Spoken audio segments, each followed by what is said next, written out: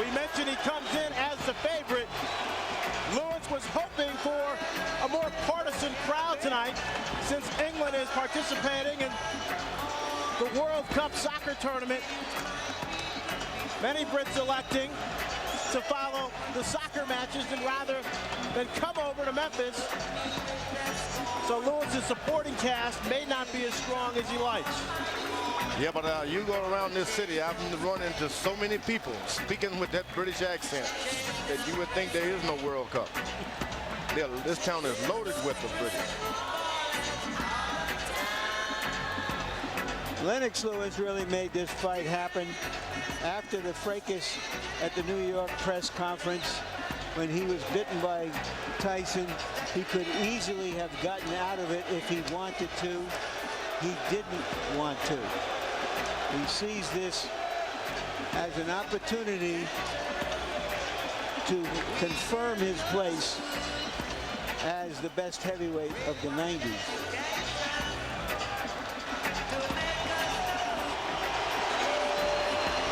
This is a somewhat illicit fight in the sense that all the big boxing states didn't want it, and all of this security adds to that sense that this is a kind of an outlaw fight. I think they wanted it. They were just too afraid to accept it, to get it.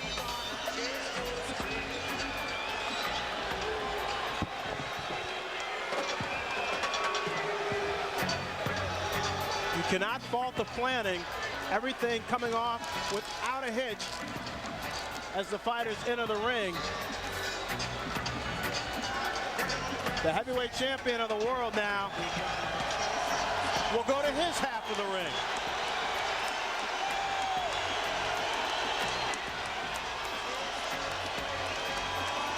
Lewis 13-2-1 in champ. That's pound for pound the best in the world today.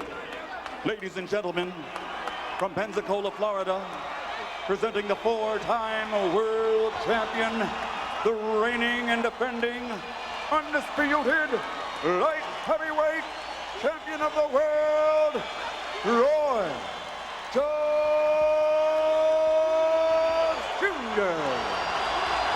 Jr. Corner, wearing black and gold and weighing 148 pounds also. His professional record, a perfect one, consisting of 33 bouts, 33 victories, including 31 knockouts. And he is constantly rated pound for pound among the best in the world today. Ladies and gentlemen, from Pomona, California, presenting the former lightweight champion of the world, the undefeated Sugar Shane Mosley.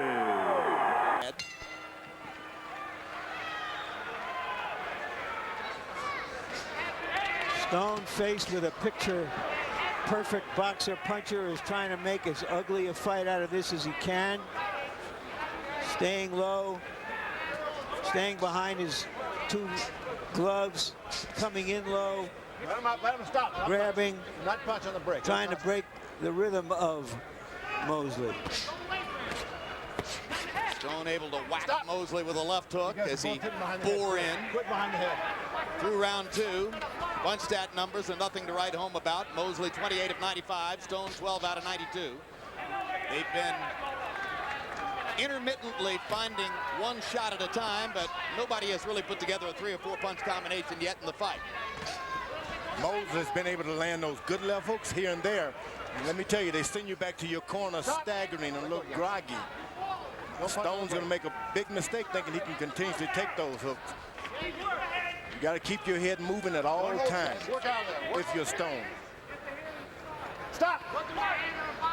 What you expect is that sooner or later, Shane will find a way to unload one of those fluid combinations, which finds him landing 3, 4 punches at a time, and that changes a fight. You love to sneak it in with a hook every now and then to hurt you. Doesn't like to do it all at once. Shane Mosley does. There he is. That's the hook. Stop! He'll wait around a minute and a half and do it to you again. Just when you're waiting for it again, he throws the right. They found something funny in there. We'll have to ask them later what it was. Hard right hand by Mosley stuns Stone and stops him in his tracks. Shane trying to land two. Another hard right hand. Stone is in trouble. Left hook, and Jay Nady stops the fight. That is a flat-out knockout on a brilliant left hook by Shane Mosley.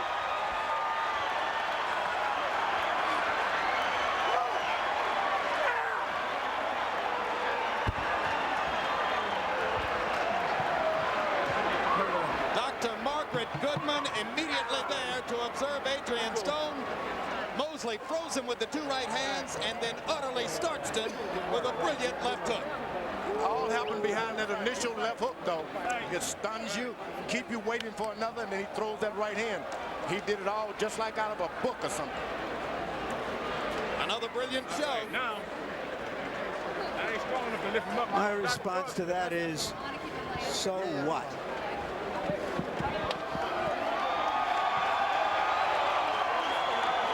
Well, Larry, you suggested it would be batting practice, and I still say Bonds, McGuire, that kind of batting practice is fun to watch.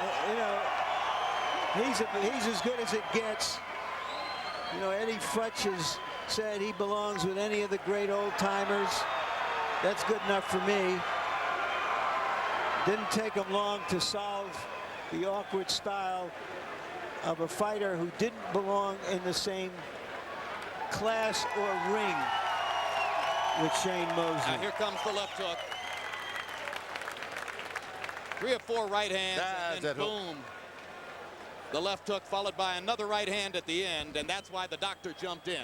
Too many hard shots uncontested by Mosley.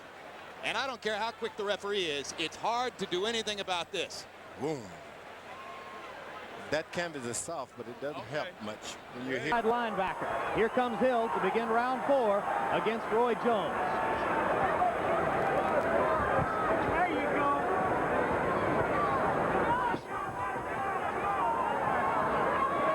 Virgil Hill is doing a lot of footwork, and when you got the power and the size like that, you got to move forward. You don't need to box. Harold Butterman, how do you have it scored through the first 3? Jim, I got it 3-0, 30-27, Roy Jones Jr. Jim, I got to tell you, it's the boxer against the puncher. And unless Freddie Steinwinder is hitting Virgil Hill, somebody's making Virgil Hill's eyes swell up. I'm telling you, Roy Jones is not missing him with that right hand. He's whacking him with it. He constantly throws a right hand lead that lands on the left side of Virgil Hill's head, and it's hurting Virgil Hill. No question. Virgil Hill is popping a jab, but just like Foreman said, he doesn't throw a right hand behind it. So far, it's Jones's power over Hill's jab. Whoa! Right to the body, down. Unheard of. Unheard of. Only the 3rd time Hill's ever been down.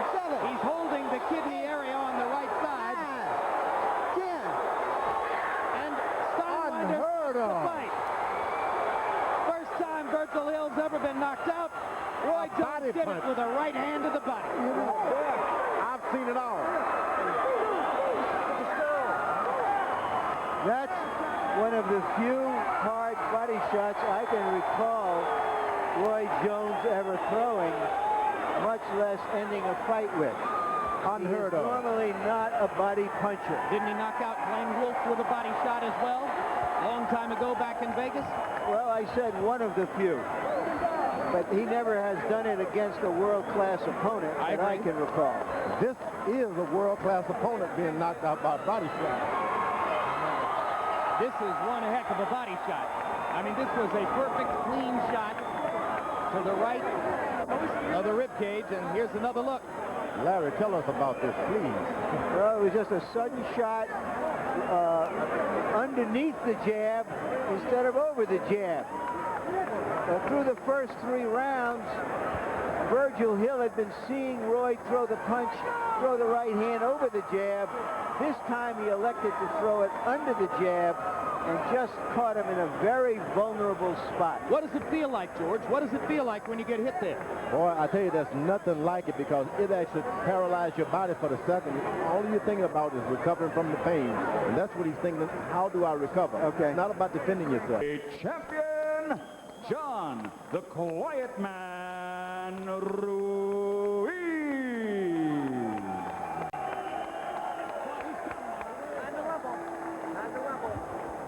Ruiz, you already given the instruction in the dressing room.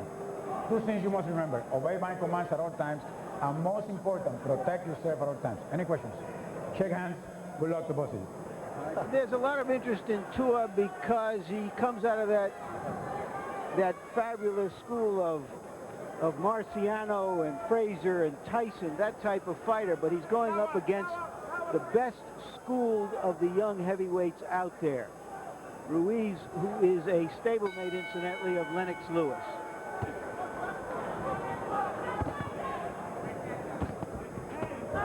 Hard left hand by Tua. Ruiz is rocked in the first 20 seconds of the bout. Down goes Ruiz.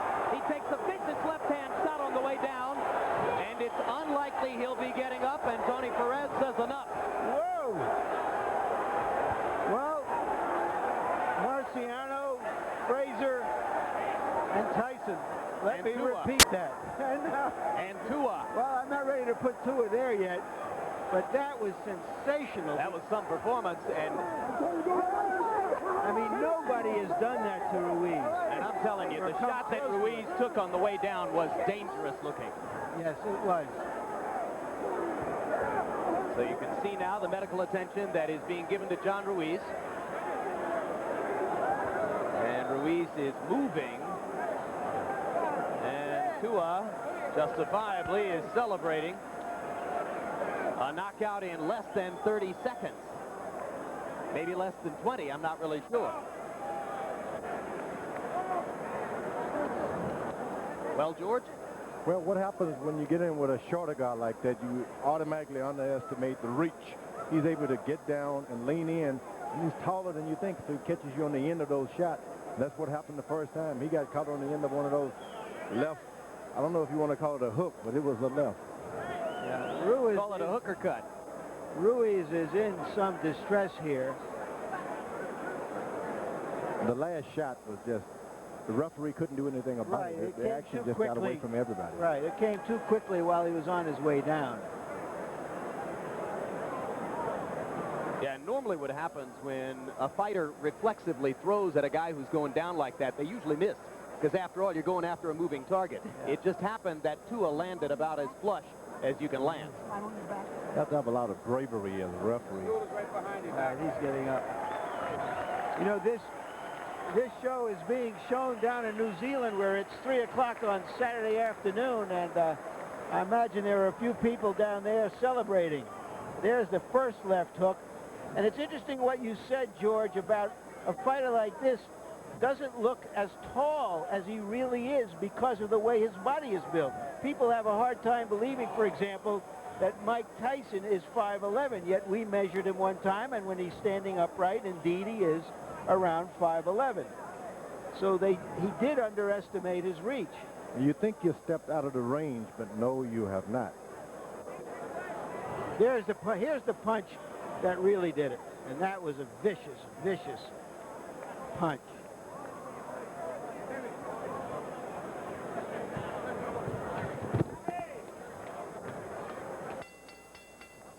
And one more sickening look at the left-hand shot that caught Ruiz flush on the chin as he was going down, and we're just off. Earlier in the fight, he was routinely throwing between 50 and 60 punches in each round. Again, George's best punch is still that left jab. That's the one punch he's been able to score with. They just scored with it again. He can still snap a left jab out, but not do much else.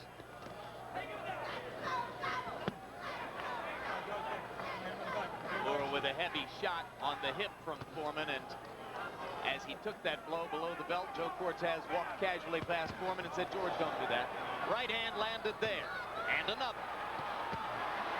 And a right and a left, and suddenly Moore stops punching, and it's Foreman's initiative. And there's that competitive spirit of George is coming out again. He feels he's nailed Moore with a good punch, and he's a good finisher. He knows how to do it, but he's in with a tough guy. And remember, Atlas told Moore, George is going to try to find a moment here to steal the crowd and get them psyched up. looked like it might have been it for a while, but now George stops punching again and takes jabs for his trouble.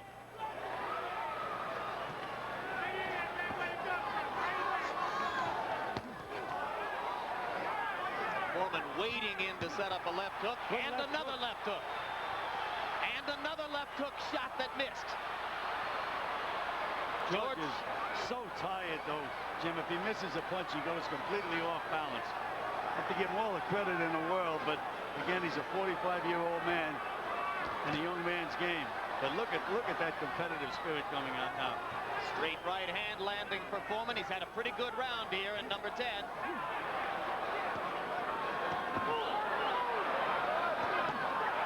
Down goes Moore on a right hand. An unbelievably close-in right hand shot. 5, 6, 7, 8, 9, 10. It happened. It happened.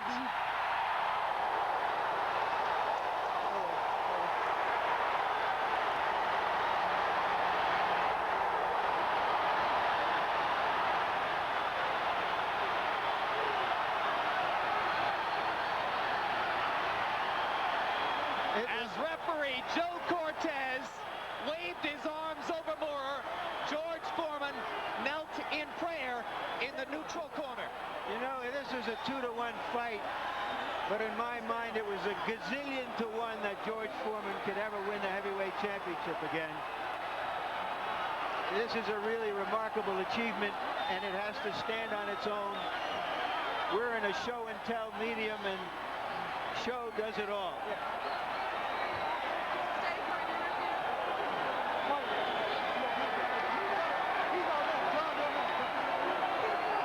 So some of the old power was still there after all. It sure fooled me. Didn't show it in the entire fight where it came from.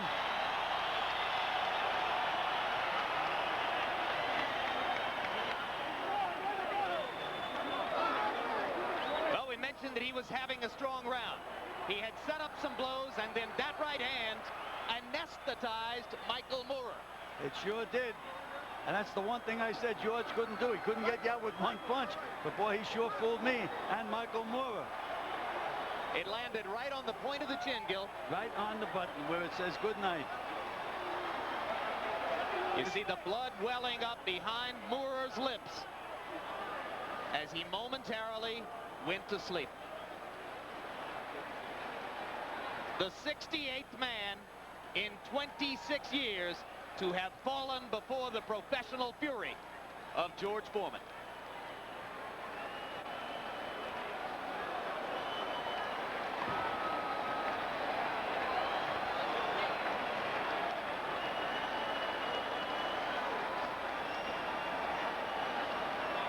So you got a 45-year-old heavyweight champion of the world. Let's go to Michael Buffer for the official particulars. The MGM Grand, the impossible dream has happened. Heavyweight history has happened. Referee Joe Cortez reaches the count of 10. At 2 minutes, 3 seconds of round number 10, the winner, and once again, heavyweight champion of the world, Big George. He's a bleeder. All right, Teddy, thanks very much for joining us. Congratulations again on the Kirk Johnson victory. Thank you very much. Best of luck down the road, Teddy Atlas. Hitting his first shot tonight as trainer for Kirk Johnson and coming out with a big victory over Al Ice Cole. In round 4, Ibeabuchi's punch output dropped to 52, but he still landed 16 of them. Bird 16 of 48. That might have been a tough round to score. Now we go to the 5th.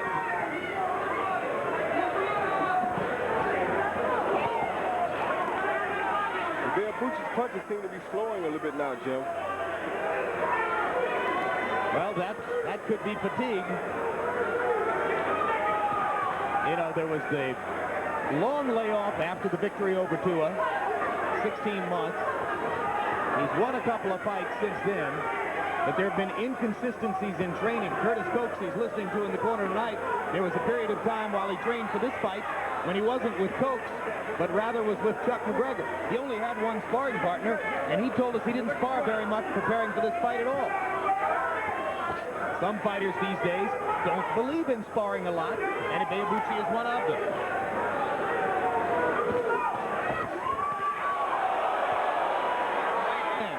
Right hand shot by Ibeabuchi in retaliation in the middle of the ring. Fortunately for Bird, it just missed him.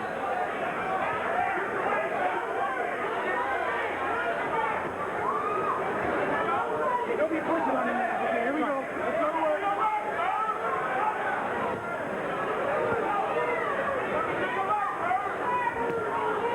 The early body punches from Ibeabuchi has slowed Bird down, too. Bird is not as nearly as elusive as he normally is in a fight like this. You know, we were talking about the cut before. The importance of a cut in a fight like this, which can be very difficult to score, is that it shows graphically to the judges that one guy has been hurt with something. Left hand. Bird in serious trouble. Ibeabuchi with a monster left hook. Followed it up to the right, and Bird, for the second time in his career, goes down. Trying to argue with the referee, Ron Roll, about whether it was a knockdown, but come on, Chris, you got busted. He's out of here. He's hurting very bad. He doesn't even know where he is right now. He's trying to keep us down. He's hurt bad. He's hurt bad.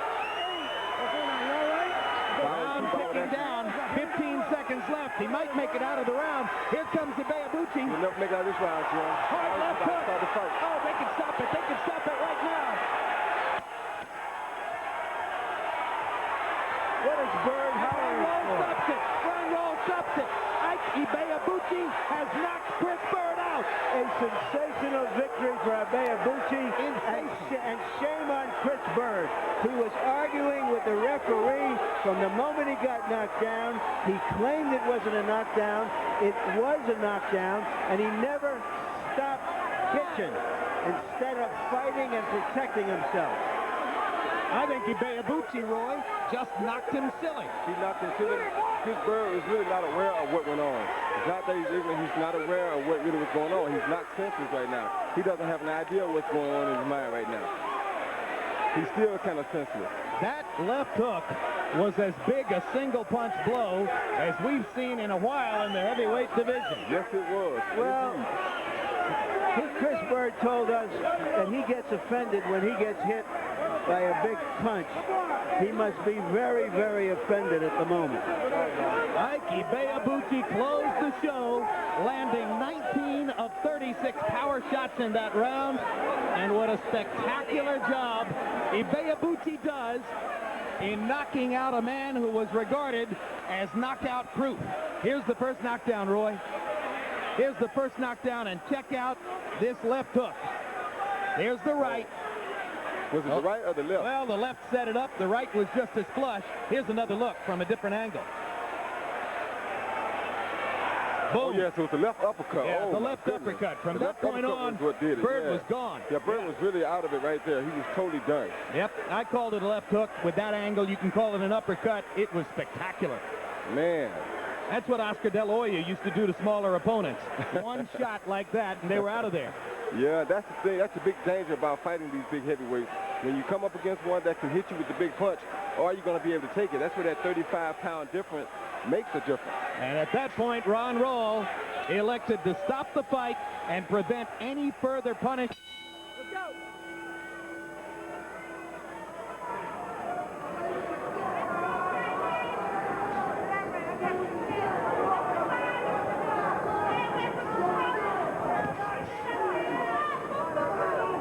Round 8 of a scheduled 10 between Oleg Moskaev and Hasim Rahman.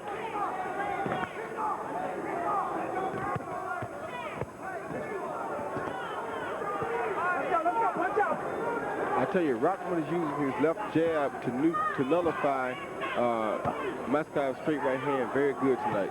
Every time he sees that straight right hand come, he just sticks the jab out, and the right hand never hardly lands flush. Moskaev lands a left hook. Rahman has been landing at a high rate for the last couple of rounds, both the body and the head. Oh. Right hand by Moskaev, and now Rahman wobbles. Rahman almost lost his legs there for a second. Regained them. Moskaev lands again. Rahman with a hook. They trade and trade, and Rahman holds on. That's exactly what Oleg Moskaev wants, and Rahman's legs are still wobbling. More than half the round still to go. Stop punching. Come on. Let's go. Professional move by Rahman there, but he still doesn't have his legs. Come on, get out. Come on, get out. Come on, let's go. One of the questions in some fights about Rahman has been his stamina. Right hand puts Rahman on the floor right next to me. Right next to me. Right next to me. And he doesn't look like he's going to get up. No, he isn't. He's not going to get up anytime soon. Let's just be sure we can make room for medical personnel. And Dr. Polito is right here. He may have landed on his head. He did, Larry. I tried my best to prevent it, but was unable to stop him from landing on his head. Let's get this out of the way. Dr. Dominic Coletto right here with Rahman. There is a battle royal going on out here in the crowd. The doctor is asking The Rock if he knows where he is, and he does. He's answering the questions correctly. He knows the round. He knows the opponent. But he went through the ropes, across the table, onto the floor. Harold, is there a rule that needs to be cited here? Jim, let me tell you, you got 20 seconds when you get knocked through the ropes like that. 20 seconds unassisted by your own people. He didn't get through in 20 seconds. I think Oleg Moskaev wins this fight by a knockout. That's all there is to it. I have to assume that's going to be the call. I'll tell you what, he was not going to get back to those ropes either because he was out from that one punch. Yes, I believe so. That was a shot.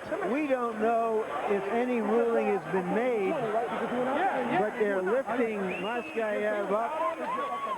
Well, the overwhelming concern was about Rahman's safety and his condition after he came flying through the ropes, across the scorer's table, right past my monitor and onto the floor, inches away from me.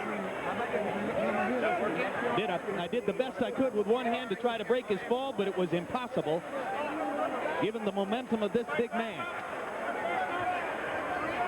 The CompuBox table has gone down behind us as well. Now Rock is up. Rock was courageously trying to survive the round without any legs. Yeah, and there's the shot. Yes, that was over. That fight was done with right there. I hate to say it, but that fight was done with. He had already survived about a minute of the round with no legs, Roy. Yeah, that's right, and that's why you know that punch right there was it. And that's what I mean when I was telling Larry about taking chances. That really was a chance that he should not have taken. And you see, that's your reporter leaning in from the top of the screen there, and that's Dr. Dominic Coletto. What an amazing statement on Coletto's alertness. He was there within seconds after Rahman hit the floor. With a wild melee breaking out in the back of this convention hall auditorium, the police are there in force and seem to be making some order out of that chaotic moment and a half. And we have no idea, of course, what prompted that combat,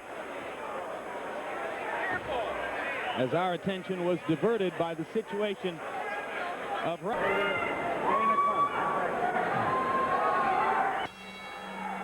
CompuBox numbers through 3 rounds say Moskaev has been the better jabber. 16 out of 58 to 7 out of 79 for Johnson. The jab was more key to Johnson's plan for winning the fight. Harold, how do you have it through 3? Okay, Jim.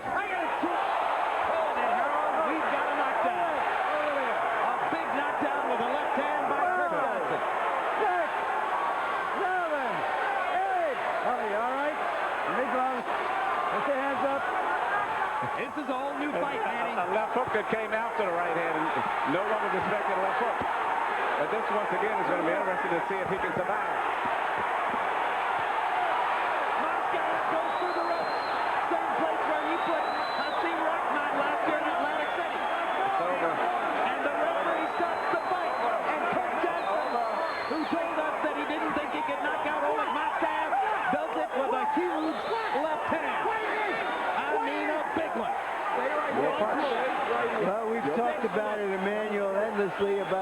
hook being the most devastating punch in boxing. And particularly the left hook that comes after right hand, much like Mike McCallum hit Don Curry with, and Bob Foster knocked out Big Tiger. Bob Foster knocked out Mike Corey. Joe Frazier knocked down Muhammad Ali. Yes, with a left hook. But particularly after right hand, you never see it when you throw a right hand. It comes off the blind side.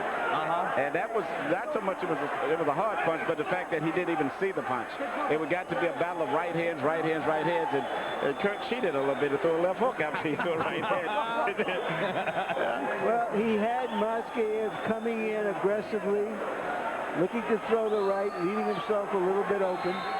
And he is a quicker-handed fighter than Moskaev. So I wonder if Curtis Coates asked for that left hook after the right hand. He's a pretty sweet fighter. Has pulled a few tricks himself. Oh, yeah, curious. Well, I think it got to be, as I said, a battle of right hands, and when someone threw a left hook, it was something that no one expected. It was a beauty. Larry Merchant headed into the ring. Kurt Johnson enhances his unbeaten credentials. Been waiting a long time for this man to emerge into stardom, and he might have done it with a big blow right there. He did it tonight. Oleg Moskaev was the man we were calling #3 in the heavyweight division, partially because he knocked Hasim Rahman through the ropes in Atlantic City, and now it's Moskaev who gets to go through the ropes tonight. And let's take another look, Manny, and tell us again about how he set up the left hook. Well, basically, he threw a right hand, which basically Moskaev was looking for all night, but he came back with a left hook, and that was something that he had not been throwing effective the last couple of rounds. And Moskaev, it wasn't so much that the punch was just hard, he didn't see the punch. And that's the worst punch in boxing, to get hit with, the punch you don't see. As you say, Mike McCallum against Donald Curry, Bob Foster all those years ago. Oh, it's the most dangerous punch in boxing, a left hook that follows the right hand. Boom. Brilliant shot by Johnson. This is the man who said to us yesterday, I don't think I can knock Moskaev out. He proves himself wrong as he comes back to do more damage and just lands with lefts and rights until Oleg goes through the ropes. Both fighters came in with a lot of determination in their eyes tonight, which, you know, and this is a fight that could have easily been a very boring fight, with Moskaev basically back and back like he has did in the past a lot, waiting for the perfect right hand. But he came out more aggressive, and Kurt Johnson just had a look in his eye when he came in, and he was just determined to not be denied tonight. Down twice on that left hand. Got up, fell down again, finally got up and stayed up. Gutty effort by Duffy just to make it out of round 4. But he's been down twice in the fight. He still continues to follow Trinidad around and stand in front of him. Jim, that's the kind of fighter he is. That's the kind of fighter that got him to this point. He can't change his way of fighting. He's got to be, either he's going to be stronger than Trinidad or Trinidad is going to be stronger than him. So far, we have the answer. Trinidad doesn't look to hit you on the chin. He'll take anything, the side of the head, the ear, top of the head, under the head. Well, we've seen him stop fighters with body punches as well. He'll take any shot that you let him have. Once again, Joppy building up a huge activity level in round 5. Remember, in round 3, he threw 116 punches. CompuBox confirms that's the most ever thrown against Trinidad in a single round of a fight they tracked. Tito, watch the elbow. Come on now. Never been a champion for so long who continues to work hard in the gym, road work, as Trinidad does. Continues to have the same desire to stay in shape. Yeah, he loves it. Simple man, simple life. Great boxing style. Left hook, right cross. Duffy's in trouble again.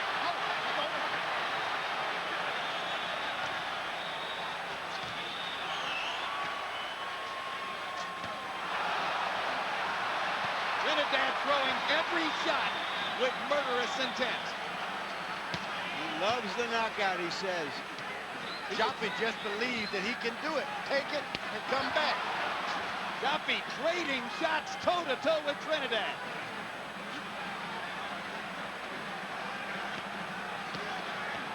This is the way they used to do it.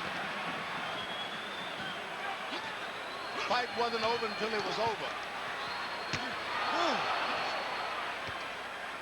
Joppy went down to the body.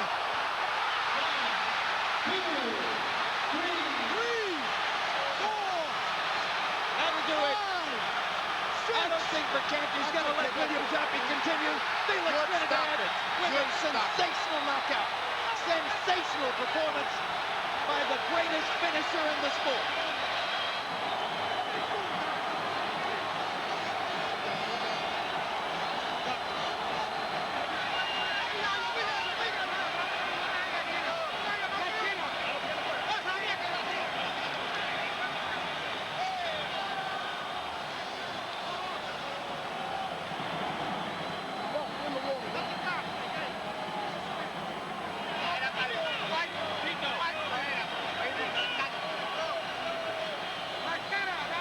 Just as Fernando Vargas did in December, William Joppy made the mistake of thinking that he could trade punches with Felix Trinidad. You just can't follow a puncher like that around. Joppy made the mistake in the first round to chase him, and he's tasted of that leather a lot sooner than he would have if he'd been a little more elusive.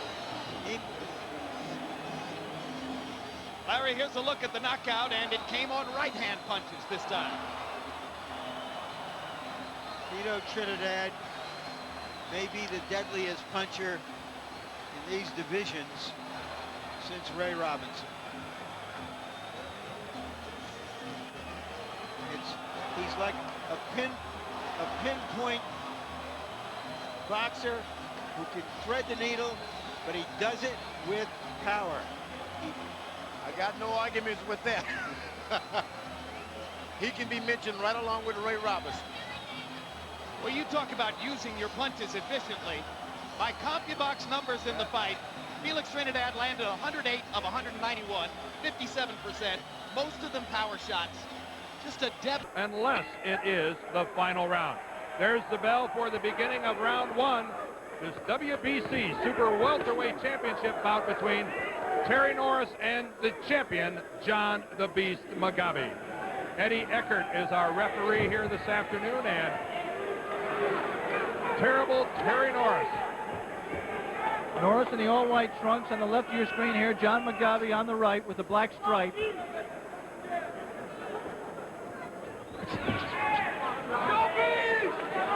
Both fighters fighting out of the conventional stance, and Terry Norris wisely not wading right in, testing John Mugabi early. It behooves Norris to dance and box and use his skills as much as he can. A good left from Norris, and Mugabi is staggered.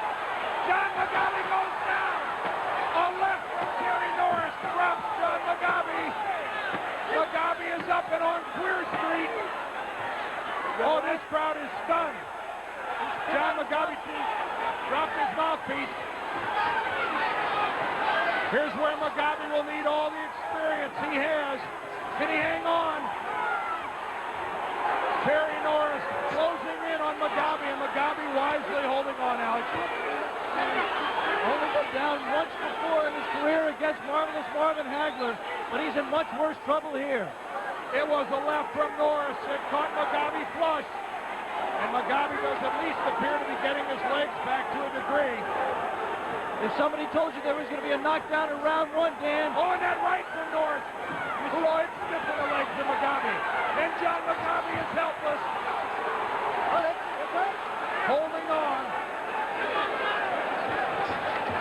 Coming up on 1 minute left in the round. There is no 3 knockdown rule, and there is no standing 8 count. It looked like the referee could have given a standing 8 count there, but there is not in the WBC. It is John Mugabi that has a track record of coming out of the blocks in a hurry. But this round is all Terry Norris. And now for Mugabi, it's just a question, can he survive? And we should say that Terry Norris should be careful because he can still win punches. And 2 good left hooks from Mugabi, but Norris comes right back. This is clearly a pro-Mugabi crowd. John lived here in Tampa for a number of years. Oh, and a right from Terry Norris. And still Mugabi will not get up. Terry Norris with the right finishes it here in round one. Terry Norris, the new WBC Super Welterweight Champion. When he first fought for the title, he was the victim of a second-round knockout. Today, he made the most feared puncher perhaps in boxing, the victim. John Mugabe still on the canvas. The official time, 2 minutes and 47 seconds of the first round. And John Mugabe up against the ropes. The first punch, Alex, that left, and then it was the last one was a right. I started to say during the round, if somebody told you there was going to be a first-round knockout in this fight, who would have ever believed that the victim was going to be John Mugabe? Well, we are the beneficiaries in respect of this early knockout. That's because we're going to bring you next the IBF WBC Junior Welterweight Championship. That from Las Vegas. That's Julio Cesar Chavez and Melvin, the new champion now. Try for a title was a disaster. You're well ahead. You got caught with a punch in the second round. This time it was you that put the power on the opponent. Well, I made sure this time that I was going to be on the other end of this. You know, I took Jackson for granted after the first round after I beat him half to death the first round. You're talking about your fight against Julian Jackson. Julian Jackson, you know, I knew. But then I got careless. And then he caught me with a good shot. Let's take a look at the action in round one. I think it started off, Terry, with a left hook. This is early in round one. First minute of the round. There, that left hook on his temple, and his legs were gone at that point. What were you thinking right here? Take him out. Go ahead and take him out. Were you fearful? Were you respecting his power still at this point, or were you just thinking about getting him out of there? Yeah, I did anticipate that he still had the power, because when he was throwing, I could feel the power when he was coming over me and riding me down. So I just went on, you know, and tried to put my combinations together. This is the second knockdown, Terry. Well, that right there, I set him up with the right hand. Pop, right there. There it is. Right, straight right hand. That clocked him right there. Was there any doubt in your mind? Again, there was the Roy Jones left hook. He never sets it up with a jab. He just comes in with it, but he's so quick. I've never seen a guy that can land left hooks from the outside the way Roy Jones can. He's Oscar Peterson with boxing gloves. Now Brandon's going to make this. Look at how calm Jones is in there. Hands up, blocking punches. Look. Well, Brandon's just pounding away at Jones's arms and gloves. I mean, at least it gives him the right to throw a lot of punches, which not too many people can do against Jones. But he's getting hit so much in return. He's nailed Jones with a couple of right hands. But again, it doesn't seem to bother Roy at all. Give Brandon credit for standing in. He's a hard man who's done hard time, and he's worked hard to get to this point. He's a very appealing guy. Wonderful personal turnaround in his life. Kind of person you can root for. Jones in the first round, after that relatively slow start when pinned to the ropes by Brannon's rush, threw 102 punches.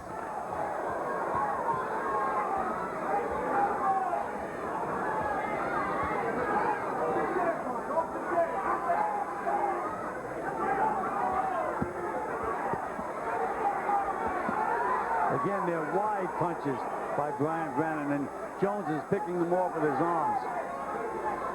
Easy to see him coming. They lose their power over that extended arc. Every punch is being blocked by Roy Jones. And he lets the guy throw his punches, and he's, okay, now it's my turn. Let's go. 3, 4, 5, 6, 7, 8. Well, we said earlier he had a bullet lodged in his neck. Now he's got a bomb there. The Trenton crowd can't believe what they're seeing. They were so psyched for the possibility of Bryant putting up a big fight against Roy Jones. And their man is just getting hammered in there now. Ron Lipton watching as Roy Jones tattoos Brannon. And then Jones says, look, you want more? Okay. A convincing case. All right, I'm with you. I'm with you. You want to ask again who's the best fighter in the world? No, I don't have to ask that. Well, he stepped away and looked at Lipton as though he didn't want to hurt Brannon and said, must I do this? And Lipton says, yes, you must. And Roy says, okay. And he starches the guy. How about that, Larry? Well, I thought one of the qualifications for the best fighter pound for pound in the world is that a fighter has to be willing to fight anyone, anywhere, anytime. I question that about Roy Jones in his recent fights. But after a performance like this against a brave, tough guy, you know, we saw what we saw. There's nobody else who can do this. What an incredible gift. You can't teach the stuff that Roy Jones does, Gil. No, I've never seen like triple left hooks, 7 left hooks in a row so quick and so accurate. I mean, it's unbelievable. And he just seems to have so much confidence in himself. Even when Brandon came out the way he came out, it didn't bother him a bit. Stayed calm. The second round, Gil. Now let's watch this. I thought it was a flurry of left hooks with a left hook as the decisive punch, but there might have been a right hand in there too. Left, left, left, yeah. Boom. Left uppercut, double left hook, right on the button. How many fighters do you know that can do that? There's the left uppercut, left hook, left hook. I mean, absolutely unbelievable. There's a new combination that he just invented. And each punch with power. None of them taps. And they're short, to the mark. Now here's the second knockdown. This is after Jones has looked at, now there he looks at Lipton. You see that? Yeah. What do you want me to do, ref? Oh, okay, fine. What the heck? Boom.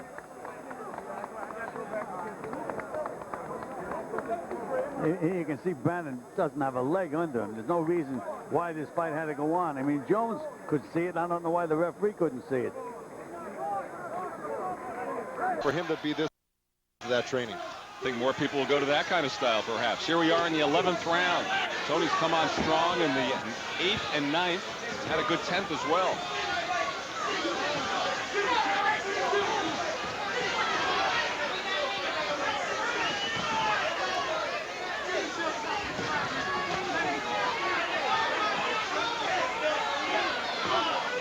You know, it wouldn't be popular, but strategically it would be in Nunn's behalf to dance away for a couple of rounds and not try to mix it up with Tony. Well, that's what Dundee wants him to do. He says he wants him to pop, move. He says you're too smart for this guy. Don't reach for him. Don't get caught by stupid punches like you did with those counter right hands, because he was reaching with his left. Oh, Tony really teeing off on that. And Tony swings and misses, and both of them on the ropes. Tony nearly went flying over. Oh, with a right hand.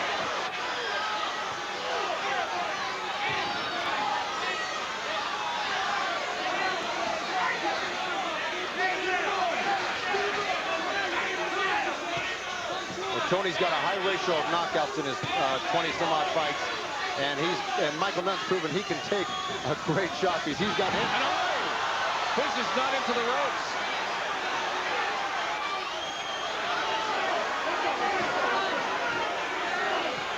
Well, just as I said, he took a great shot. He got hit with a great right hand and went reeling back, but I think it was more off balance. Yeah, I tend to agree with you, Joe, but it was a good hand. Oh, another right from Tony. Oh, he's down! Just the second time in his career. He is out. He is hurt. I don't know if he's going to get out. He is out of his feet. That is it. I don't see him getting up. Oh, my God. He's up at 10. What a great left hand. Challenger. Oh, down. That is it. How can he stop it? That's it. The fight's over. James Toney wins the title. Unbelievable. What a left hook he got caught with. Oh, my. Well, that was the only way he was going to win this fight, Len. James Toney is so exhausted, he can't believe it. He is out cold as much as Nunn is right now. They got to drag him off the floor. James Toney is the IBF middleweight champion of the world, stunning previously undefeated Michael Nunn. Nunn losing for the first time in his hometown here, his first loss in his 37 professional fights. It was that dogged pursuit by James Toney. He didn't give up. He never stopped. He listened to his corner, and Nunn didn't. He got sloppy at the end. And this crowd is standing stops as this fight is going on. And as Gonzalez has tired in front of him, it's gotten easier and easier. Now Gonzalez goes back to pumping the jab, which is what gave him success in the first round and a half. Gonzalez has to get his rest in the middle of the ring. Can't go back to the rope and lay there and rest. And it's easy to do that. Just go out there and hold your opponent. Tim Witherspoon told us yesterday that he lost several days of training because of lower back problems created when his special orthotic shoe inserts wore down and failed to give him the proper support. So now Gonzalez's corner has been telling Jorge Luis, hey, this guy missed 10 days of training. You ought to be able to wear him out. I wonder how many days of training Gonzalez missed. He might have been depressed by hearing that. Now the referee, he shouldn't break until the referee tells him step back and break. That's the way you get your energy level back up. Gonzalez trying a long uppercut. And Witherspoon just misses with a close-in right uppercut that could have done a lot of damage if he'd had it on target. Now here comes the overhand right. Yep. You can't miss. His back is on the rope. Throw it. It's going to hit something. You can always get some kind of pay dirt. Almost as though Tim Witherspoon's listening to you in there, George Foreman. When he gets Gonzalez against the ropes, he throws left hook, overhand right. And Gonzalez got so much potential. He's got so much ability. You just wonder why in the world won't you just stand out there and box? Another hard overhand right by Witherspoon. He has got that thing mercilessly on target. Left hook lands again, too.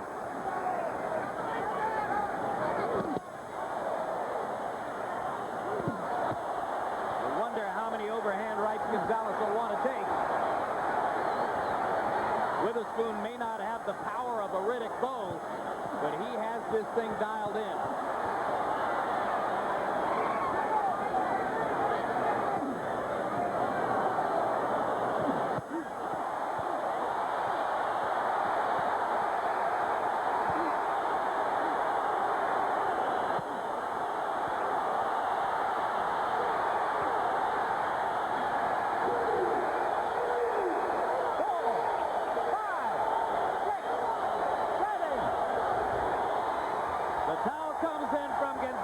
Corner, and Tim Witherspoon celebrates a devastating fifth-round TKO. Remember, Jim, when he told us how he loved to chop wood, loved to hear the chopping of the wood, loved to see the wood splinters fly. He was chopping wood there in the corner. That was old-fashioned stuff, George.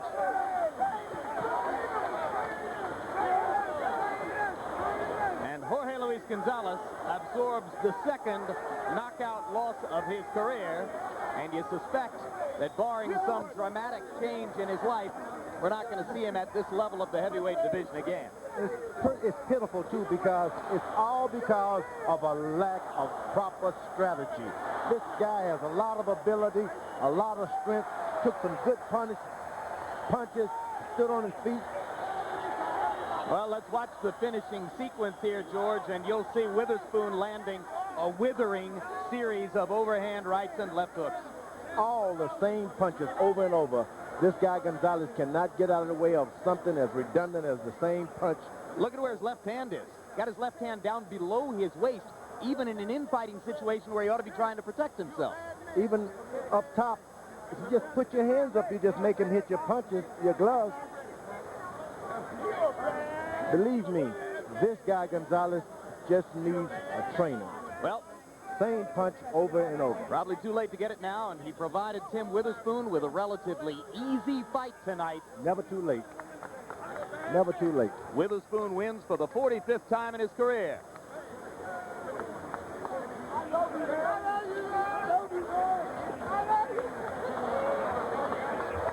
And now let's go to ring announcer Michael Buffer for the official particulars.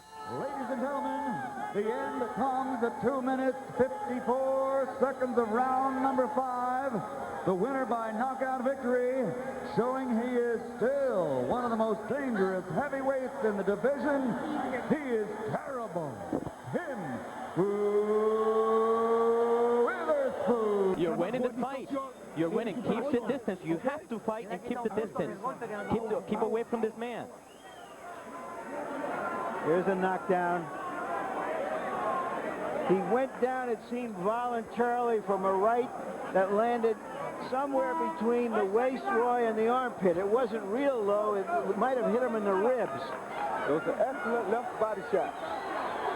Folks, when you see fights like the ones we've had in this series, it redeems all the bad stuff you ever hear about boxing. What we're seeing is the pure spirit and skill of terrific athletes. Noble stuff. Our interpreter, Hector Garcia, says that between rounds they asked Wilson Rodriguez why he went down, and he said, he hurt me to the ribcage. I think it was the left hook to the ribcage. 9-8 there on Letterman's card because the point was taken away for low blow. If Gotti keeps doing what he's doing now, he may have a great chance of coming back and stopping this guy soon. You see the blood trickling from the left nostril of Wilson Rodriguez. Gotti's left eye is more open now than was the case 2 rounds ago. All of that is from excellent work in the corner. Unsung heroes of the sport, the cut men. Joe Souza's a hero tonight in Gotti's corner. Al Gavin did it for Junior Jones in the earlier bout. Gotti's left hook just continues to zone in.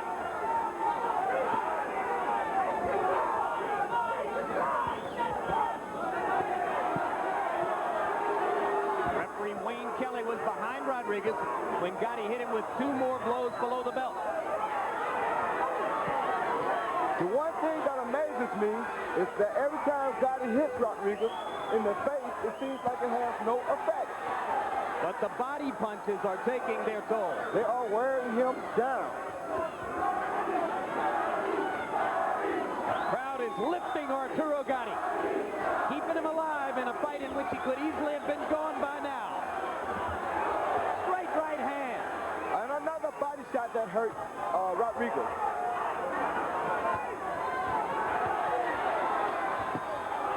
Down goes Rodriguez. What a left hook. He won't make it up from that. No way. No, Arturo Gatti. How about that? Comeback win.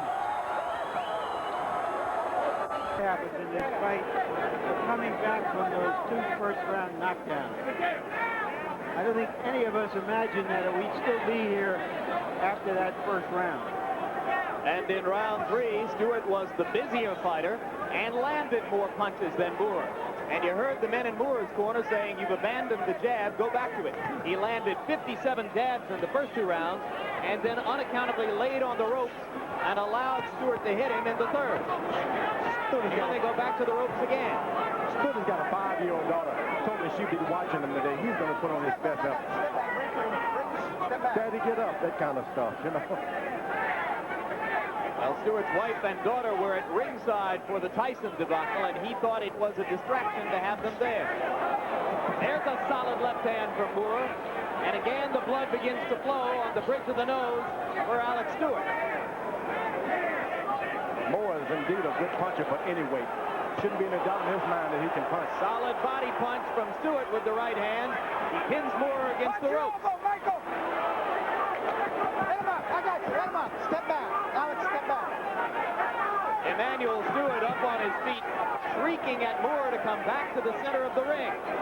Slowly, Moore does it. And now, with blood flowing from Moore's nose, he resumes the attack at center ring. A lot of blood on Stewart's face. Looks like a new cut.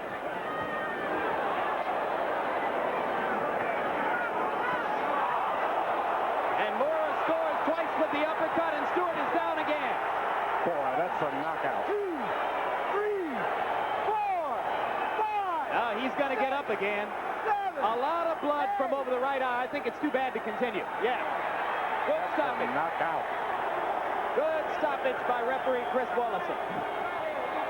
Well, you don't see many heavyweight fights like that one, George. No, and it's because Stewart decided, I'm going to win this. I've got a chance. Yeah. And it called for a good fight. Again, high marks to him coming back from a devastating humiliation at the hands of Mike Tyson. To be able to fight this well, fight this hard, I should say. And also the highest marks to Moore, because it looked there for a moment that he had found that the heavyweight division was a little too heavyweight for him. Well, in essence, this is reminiscent of Stuart Holyfield, isn't it? As Evander Holyfield was able to rock Alex Stewart. Stewart showed his courage, came back in the middle rounds to briefly command that fight, and then lost because he cuts and he bleeds. Same thing happened here.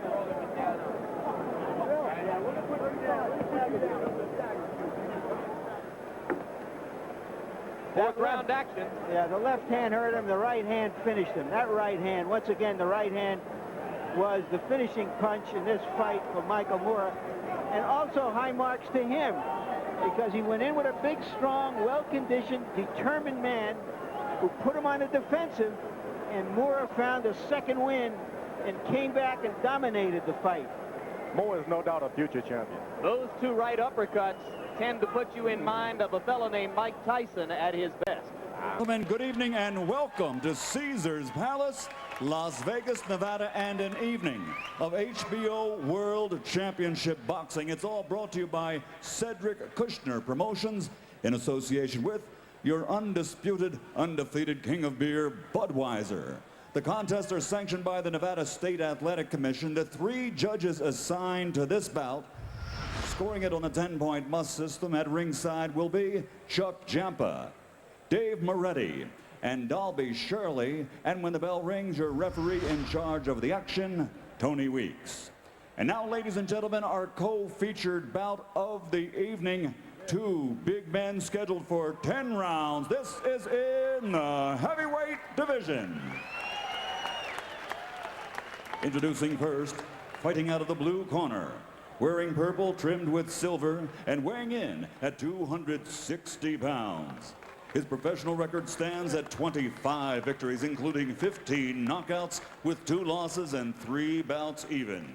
From Port Jefferson, New York, ladies and gentlemen, here is Jamil Big Time McCline. And his opponent across the ring, fighting out of the red corner, wearing white, trimmed with red, and weighing in at 254 pounds. He has a professional record consisting of 31 victories, including 22 knockouts with only 1 defeat. From Norristown, Pennsylvania, one of the world's top heavyweight contenders, Michael Grant.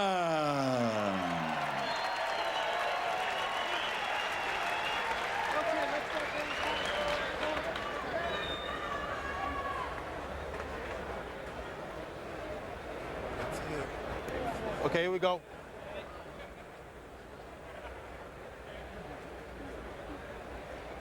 Come on, Mike. Okay, you already received your instructions in the dressing room. I want a good, clean fight. Obey my commands at all times. Above all, protect yourselves at all times. Okay, Dave, look, it goes right here, it's okay. Anything below here is gonna be low. All right, here is okay. Anything below here is low. Are there any questions? Let's go. Jim, virtually the only betting on these fights tonight has been against Michael Grant.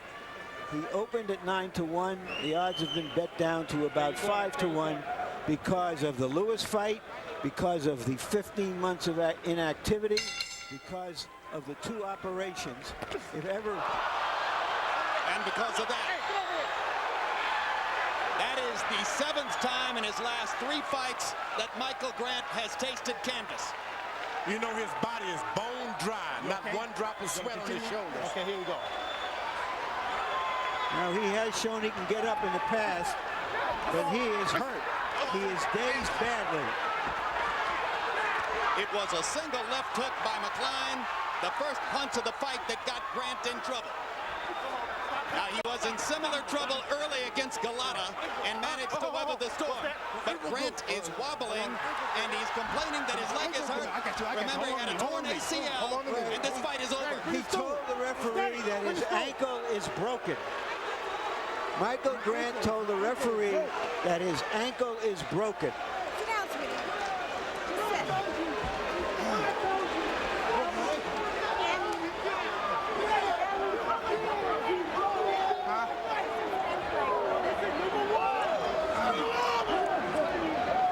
Get his shoe off.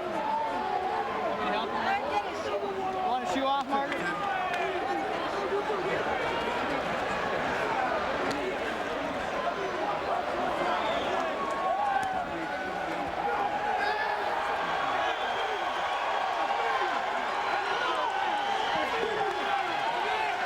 don't think there's any way you could begin to describe the disappointment that Michael Grant has to be feeling at this moment. Well, he should be disappointed to come out in a fight like this. His body is bone dry. Evidently, his corner didn't warm him up at all. Not 1 ounce of sweat on legs or back. How could a veteran trainer like Teddy Atlas, with all of his vast reputation, bring a fighter into the ring seemingly as unprepared as Grant was for that moment, George? Yeah, he was as cold as ice. And you try to tell a guy, and look, this is something Grant should know for himself. Warm up in the dressing room. When you've been knocked down like that, the fighters are going to come after you again in your first fight from a knockout. Yeah, but let's remember what we said right at the top. How is he going to deal with the trauma of that defeat?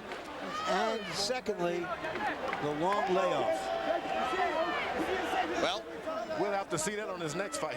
Yeah, let me tell you, this guy was knocked down because he was caught cold. And the McLean people, you know, his manager came to me this afternoon and said, our plan is to find out everything we can about Grant as quickly as is humanly possible. And McLean very faithfully executed that plan. He ran across the ring and threw a big left hook. He knew what he was supposed to do. Yeah, and if you look across the ring and you see your opponent dry like that, that's what any fighter ought to do. Should be some sweat somewhere, even if you got a hot robe or something on. He couldn't even hold the guy properly. He was so sweat after he got knocked down. And I think he did a good job. To the fight.